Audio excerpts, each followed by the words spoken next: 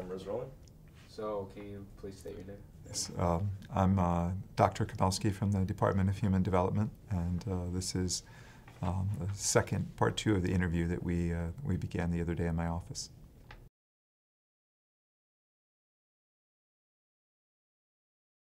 When I was younger, I did a lot of physical training, and I was in the Marines, and I studied martial arts like karate and taekwondo. And one of the things that I noticed was really different about that later when I came to internal practices is there's a real emphasis in the internal practices on developing skill, as there is in every practice. But that development of skill wasn't done at the cost to health or well-being. So there's a really big emphasis or focus on nurturing, on a kind of cultivation that nurtures. You know, we can think of development or cultivation like sort of slash and burn agriculture, right? There's one way to do it, but there's another way to do it where we don't have to sacrifice our bodies. Through the process of building skill, we don't end up gaining injuries. And I would say that was one of the really big eye-openers for me, was to realize that I could engage in Tai Chi and Qigong and still have my martial arts training, but to do it in a way that wasn't injuring me or bringing injury to others as well.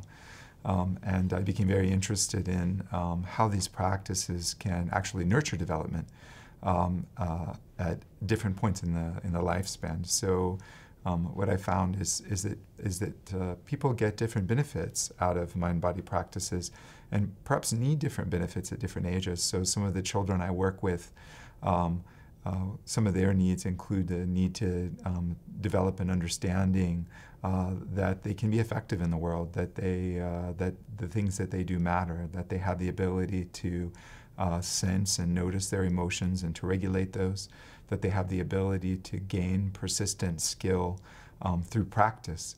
And it's not second nature to children. Sometimes children feel like if they don't do something well, that there's something essentially wrong with them.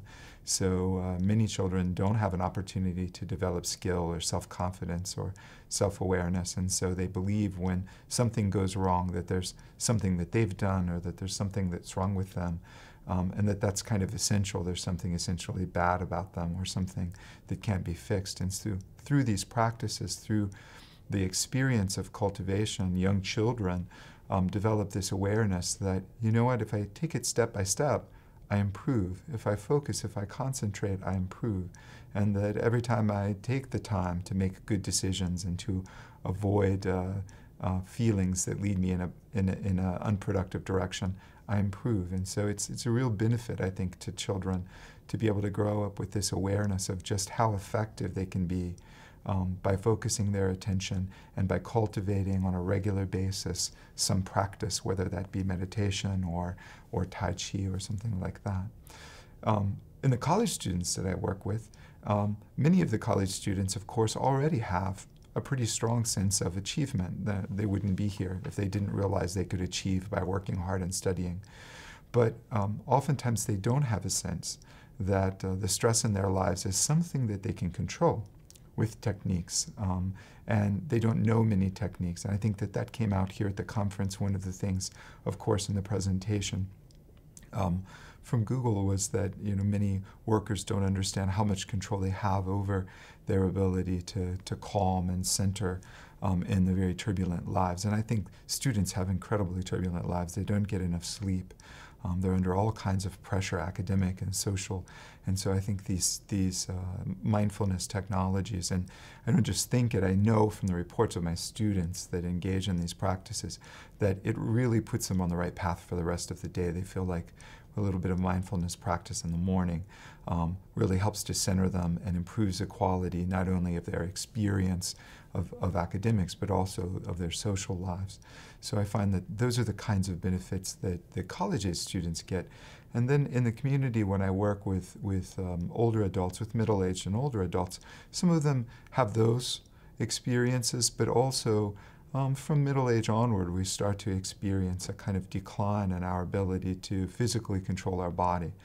Then also there's the entry of disease processes that aren't caused by age, but oftentimes are accompanied by age, like Parkinson's disease and other kinds of neurological conditions like stroke. And so I work with a lot of folks in the community who are experiencing either from organic diseases or accidents or just the natural aging process, a decline and their ability to physically control their body. And that can be accompanied by a loss in sense of self-efficacy.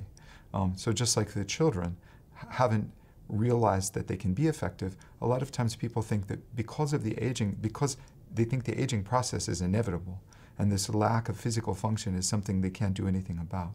But through these practices, they realize that actually you can recultivate, you can redevelop many of these things that you're losing. And so folks that are coming to my class that are being prescribed Tai Chi in some cases by their doctors, even with some organic conditions and diseases and neurological dispositions, they're finding great benefit after 12 weeks or 6 months of practice. They're finding that through the processes actually that were explained earlier in the conference, through entrainment and neuroplasticity, they're able to rebuild and reconnect the mind and body in ways that allow them to regain that control. So I think that there are really benefits that are very specific at different points in the lifespan that can be gained through these practices that people in our society aren't yet experiencing, because these are somewhat new, especially in certain areas of society. So I think that as our awareness of the benefits of these practices grow, that we'll be able to experience life more fully across the lifespan.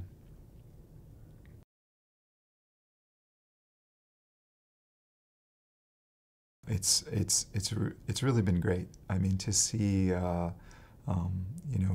myself and Dr. Lindner, we worked together a number of years ago to try to put some courses together where these practices were being introduced to the university.